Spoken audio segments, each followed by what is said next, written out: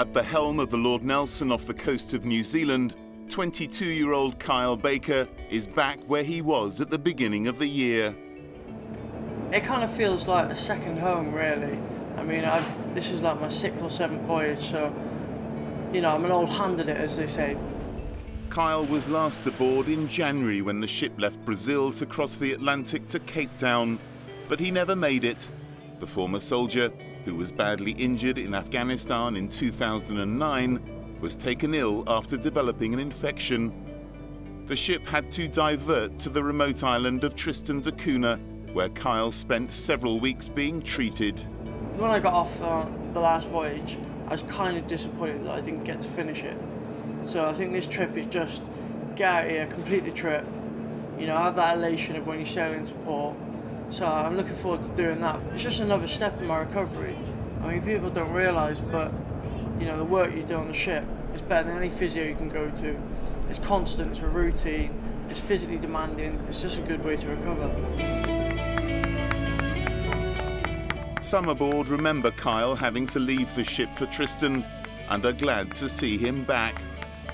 He talks about home. I think he's happier and more settled in that way, and he still loves his sailing, and that's great to see. That's good stuff. Kyle's aboard thanks to the charity Care for Casualties, which helps members of the Rifles Brigade. With him on this trip is Justin Davis, who was injured by a landmine in Afghanistan 2 years ago and is a double amputee.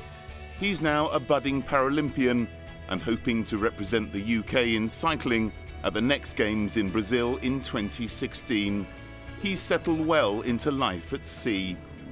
Being a soldier at sea is not, doesn't really go hand in hand, but there's a lot of stuff to learn, a lot of terminology I don't have a clue about, but we're slowly picking it up, and I think we're making steady progress, yeah. As well as helping injured soldiers recover, the charity also supports relatives of those who've died in battle. One of them, Anna Chesterman, is aboard for this voyage. Her brother Andrew was killed in action in Afghanistan last year, and she's raised thousands of pounds for Care for Casualties. I know that he did everything he could for his platoon when he was commanding them to look after their welfare whilst out in Afghanistan and also back at home during their training.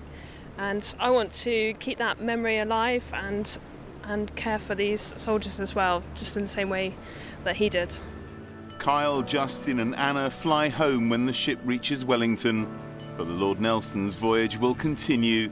She won't be home until September next year.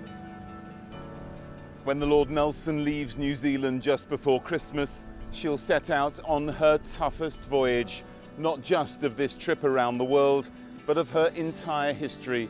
A month-long passage across the Southern Ocean, around Cape Horn, to South America. Before he leaves the ship, Justin Davis climbs the 33 metres of the foremast to fly a Rifles Brigade flag right at the very top. More than 10,000 miles from home, the soldier has become a sailor.